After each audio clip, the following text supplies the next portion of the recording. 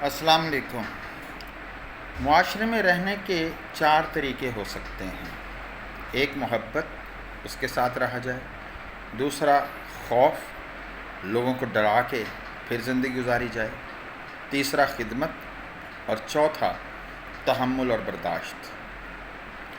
محبت کیوں ناکام چیز ہے کہ اس کی 2 شرطیں ہیں کہ جس سے محبت ہو اسے آپ نے دیکھا ہو۔ اگر دیکھا نہیں ہے تو کوئی کتنا بھی اچھا کیوں نہ ہو آپ کو محبت نہیں ہوگی۔ دوسرا، اس سے کانٹیکٹ ایزی ہو۔ اگر کانٹیکٹ ہی نہیں ہو پائے گا، جیسے ٹی وی پہ آپ کتنے ہی خوبصورت لوگوں کو دیکھتے ہیں لیکن آپ کو محبت نہیں ہوتی کیونکہ آپ جانتے ہیں کہ کانٹیکٹ ایزی نہیں ہے، اس لیے محبت کو میں ریکمینڈ نہیں کروں گا۔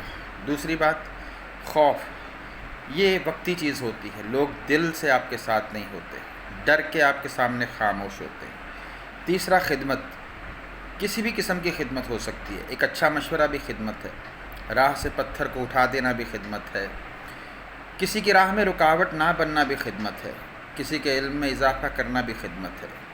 بہت اہم چیز ہے یہ۔ اور آخری چیز، تحمل اور برداشت۔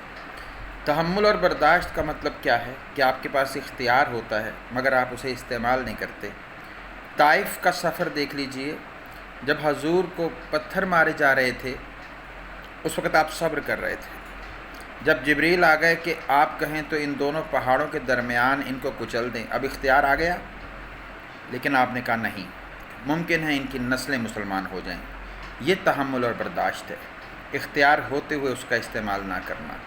تحمل اور برداشت، قربانی اس کی پہلی شرط ہے کہ آپ قربانی دینا جانتے ہوں، اپنی خواہش، اپنی بات، اپنی ذہن کی سوچ، اس کو قربان کرنا جانتے ہوں۔ اور اس کے ساتھ دوسری چیز جو ہے تحمل اور برداشت کی، وہ یہ ہے کہ اس کے لیے کوئی آپ کو کسی سے محبت کی ضرورت نہیں ہوتی، بلکہ آپ گزارا کرتے ہیں بس۔ بالکل جیسے آپ ایک بل جمع کرواتے ہیں تو ایک لائن میں کھڑے ہوتے ہیں، آپ اگلے شخص سے محبت نہیں کر رہے ہوتے بلکہ آپ صبر کر رہے ہوتے ہیں، تحمل کر رہے ہوتے ہیں، کہ ورنہ آپ یہ سوچیں کہ لوگ بڑے سست ہو گئے ہیں، بس میں آپ کو جگہ نہیں ملتی، آپ کھڑے ہوتے ہیں۔ یہ تحمل ہے۔ آپ جانتے ہیں کہ یہ سیٹ پہ بیٹھا شخص اگلے صفحے چوک پہ اتر جائے گا، لیکن آپ تحمل کرتے ہیں، لڑتے نہیں ہیں۔ اسی کو لے کر چلنا چاہیے معاشرے میں۔ لوگ اسی طرح سے مختلف ہیں جیسے ان کے چہرے مختلف ہیں، اسی طرح سے ان کی سوچ مختلف ہے۔ جس گھر میں ہم پیدا ہوتے ہیں اس گھر کے نظریے ہمیں پالتے ہیں اور ہمیں وہ ساری عمر صحیح لگتے ہیں۔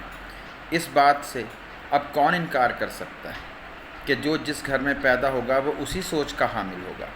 کرنے کا کام کیا ہے؟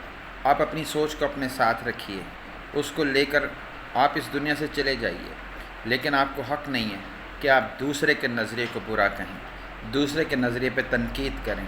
آپ دل میں اختلاف رکھیے، زبان سے اچھے طریقے سے اس اختلاف کا اظہار بھی کر دیجیے، لیکن اگر آپ کا دل کسی سے نہیں ملتا تو آپ تحمل اور برداشت کو اپنائیے۔ ہماری مذہبی زندگی اور سیاسی زندگی کو اس تحمل کی بہت ضرورت ہے، کیونکہ یہ معاملہ ایسا ہے کہ ہمارے جتنے فرقے ہیں ان میں آپ دیکھیں، مسئلہ یہ ہے کہ جو اہل حدیث پیدا ہوا وہ سمجھتا ہے کہ یہی فرقہ درست، جو بریلوی پیدا ہوا وہ اسی کو درست مانتا ہے، جو شیعہ ہے وہ شیعہ مسلک کو درست مانتا ہے۔